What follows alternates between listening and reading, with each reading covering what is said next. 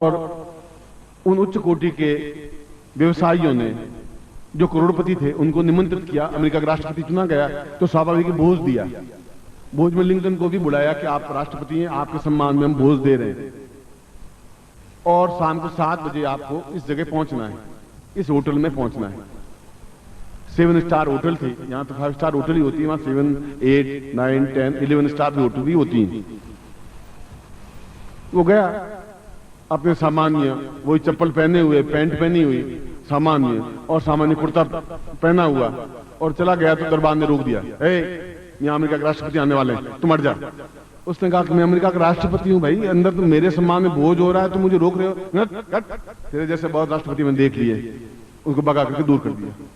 फिर दूसरी बार 15 मिनट हो गए, अंदर इंतजार कर रहे हैं कि राष्ट्रपति टाइम के पक्के हैं, आए ही नहीं। क्या हुआ, शायद कोई काम हो गया होगा। फिर 5 मिनट बाद 10 मिनट बाद फिर आया। उसने कहा कि मेरे सम्मान पूछ लो, मैं लिंकन हूं। उनका यहाँ तो 10,000 लिंकन बनते, तेरे जैसे पागल बहुत हैं। सर हर एक अपने आपको लिंकन कहता है, वहां चला जा जूते खाएगा, गेट वहां खड़ा हो जाए। फिर बेचारा एक तरफ खड़ा हो गया। ऐसा आधा घंटा कसम कसमे वो लिंकन चलता रहा, क्यों कपड़े ऐसे ही पहने हुए थे।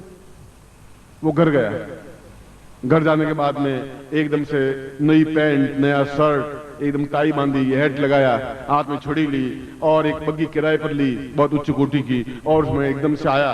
आते ही दरबार में सैल्यूट किया कि राष्ट्र अमेरिकन राष्ट्र, हाँ वो बचिए, उनको सम्मान के साथ अंदर ले गए।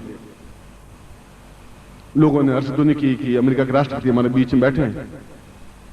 भोजन परोसा गया, भोज परोसा गया। तो अब परंपरा यह है कि जो मेहमान जो हैं उच्च पदस्थ व्यक्तित्व हैं, पहले वो भोजन करें तब बाकी शुरू करें।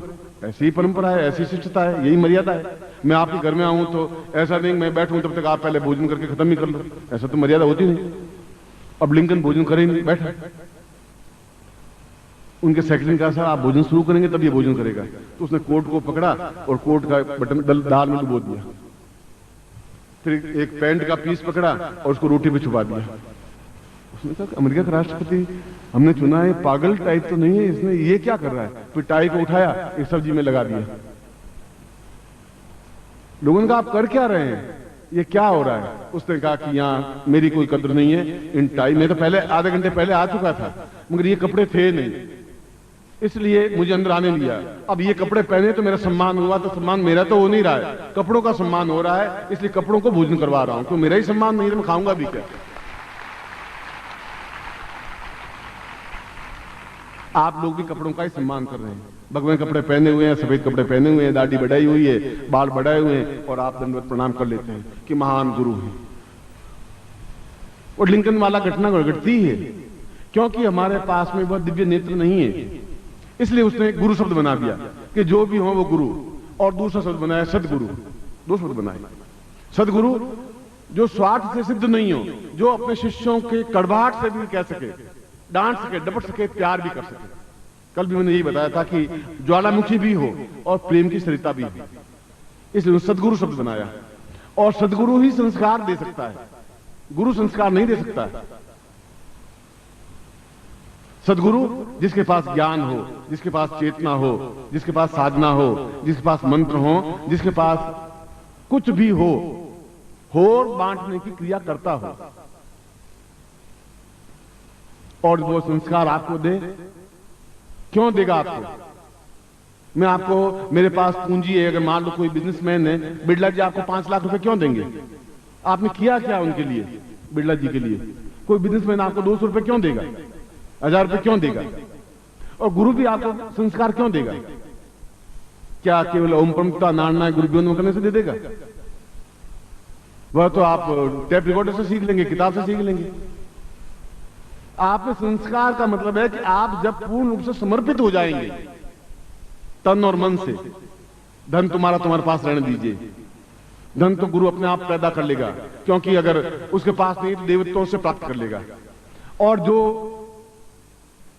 अगर उसके पास है और यदि प्राप्त करेगा तो कर लेगा। तुम्हारे भीख मंगों की तरह तुम्हारे पास वो गुरु बन करके तुम्हारे पास नहीं आएगा कि तुम मुझे 5 रुपए दो, 10 रुपए दो, वो नहीं आएगा। समझ लीजिए ये सदगुरु नहीं है, ये गुरु तो हो सकता है। बछल करेगा, छुप करके अपनी पत्रिकाएं बांटेगा, छुप करके पैम्पलेट बांटेगा, और खुलेआम कुछ काम करिए। इसलिए वेद व्यास ने कहा कि शिष्य की मर्यादा यह है कि अपने आप को पूर्ण रूप से समर्पित करे। फिर मैं सब दोहरा रहा हूं, समर्पित करे। तीसरी बार भी कह रहा हूं कि आप समर्पित हों, पूर्ण रूप से अर्पित हों। अब मर जाएंगे तो मर जाएंगे, डूबेंगे तो डूबेंगे, निर्धन रहेंगे निर्धन रहेंगे, भूखे मरेंगे तो भूखे मरेंगे। हमने तो बागडोर आपके हाथ में सौंप दी है, अब मर्जी तुम्हारी, जैसा आप करें वैसा कर लीजिए। केवल होठों से बोलने से काम नहीं चलेगा, अपने आप को समर्पित करने से काम चलेगा। फिर कोई गुरु मिलेगा आपको, फिर आपको भरमाएगा, फिर आप भ्रमित हो जाएंगे। फिर कोई आपको चाचा मिलेगा, आपको दादा मिलेगा, नाना मिलेगा, बाप मिलेगा, मां मिलेगी, पत्नी मिलेगी। फिर कह रहा है क्या कर रहा है, क्योंकि जैसे वो है उस तरीके से आपको बनाने के लिए प्रयत्नशील होंगे ही, क्योंकि वे आपके स्वजन हैं और मेरी व्यक्तिगत राय में वे दुर्जन हैं। वे आपको स्वजन कहें और आप कहें, यह आपकी मर्यादा है। आप उनके चरण स्पर्श करें, उनका सम्मान करें, मगर उनके गलत विचारों को अपने आप में थोपने की क्रिया नहीं करें। अपने आप में पूर्ण रूप से अपने विचारों का चिंतन करें कि सत्य क्या है। जो सत्य है आप उसको पकड़िए, मेरी बात माने नहीं माने को जरूर नहीं है, मगर वे आपको गुमराह कर रहे हो, गलत कर रहे हो, तो फिर संस्कारित नहीं बन पाएंगे आप। और संस्कारित होने के लिए आपके अंदर गुरुत्व स्थापन होना जरूरी है, और होता है। मेरे अंदर भगवान शिव स्थापित है। एक क्षण भी ऐसा नहीं होता कि मैं उनके दर्शन नहीं करूं, ऐसा होता ही नहीं। गुरुदेव की, गुरुदेव की, गुरुदेव की, वंदलिया माता जी की, सिद्धा संसाधक परिवार की। हर हर महादेव।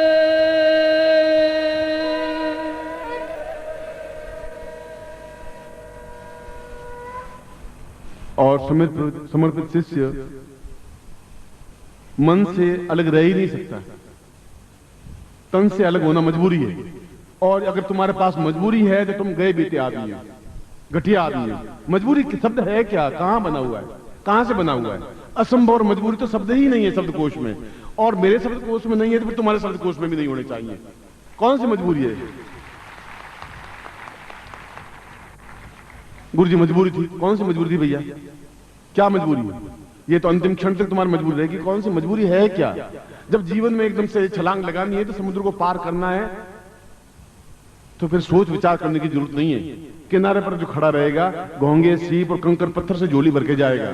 बीच समुद्र में जो कूदेगा या तो मगरमच्छ की भेंट हो जाएगी या फिर मोती लेके बाहर निकल जाओगे, फिर बीच में नहीं रह पाओगे आप। मैं तुम्हें कायर बुज़दिल नहीं बनाना चाहता हूं, मैं ये भी नहीं कहना चाहता हूं आप लड़कू बन जाएं। मैं ये नहीं कहता हूं आप AK-47 राइफल उठा लें। मैं ये भी नहीं कहता हूं आप किसी को मारे पीटें। मैं कह रहा हूं कि आपके आंख में तेजस्विता होनी चाहिए, और तब हो पाएगा कि सूर्य ने कहा है कि जल में कुंभ, कुंभ में जल है, बाहर भीतर पानी, फूटा कुंभ जल जल ही समाना, यह तथ्य कहा गया नहीं। ज्ञानियों ने यह तथ्य कहा है कि एक गिलास में पानी है, एक समुद्र में पानी है, दोनों पानी अलग अलग है।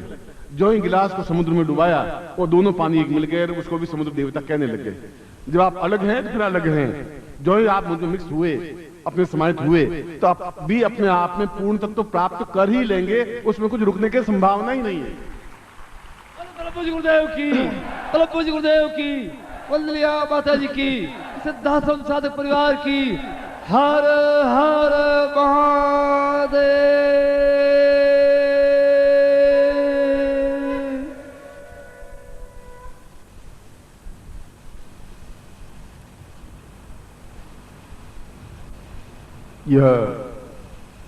यह बात इसलिए कह रहा हूं कि जीवन बहुत छोटा सा है। वेद व्यास ने कहा कि जीवन बहुत छोटा सा है, इसमें जो समुद्र के किनारे सोचता रहता है वह कुछ नहीं कर सकता,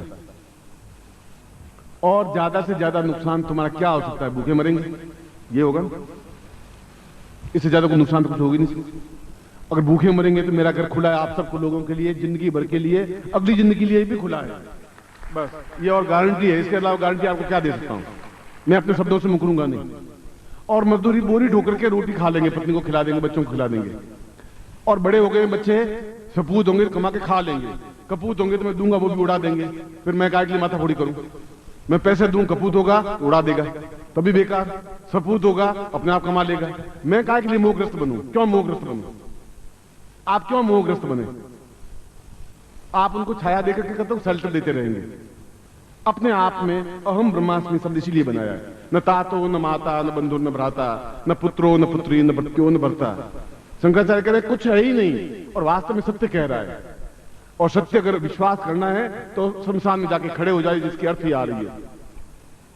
और फिर देख लीजिए कि वो जल रहा है, सब लोग, पत्नी भी खड़ी है, चाचा चाची सब खड़े हैं, बहुत चले गए, स्वर्गवासी हो गए। क्योंकि हमारे भारत में नरकवासी कोई होता ही नहीं, सभी स्वर्गवासी ही होते हैं।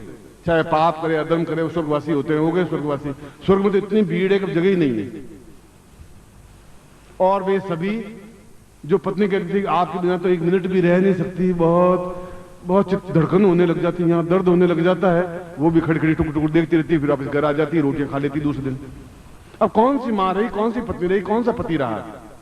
शंकराचार्य साफ कह रहे हैं, न तातो न माता न बंधु न भ्राता। ये ज्ञान, ये चेतना कब आएगी? ये चेतना आएगी संस्कार से। हम रहे गृहस्थ में, गृहस्थ के कर्तव्यों का पालन करें, मगर दृढ़ता के साथ खड़े हों, मजबूती के साथ अपने कार्य को करें।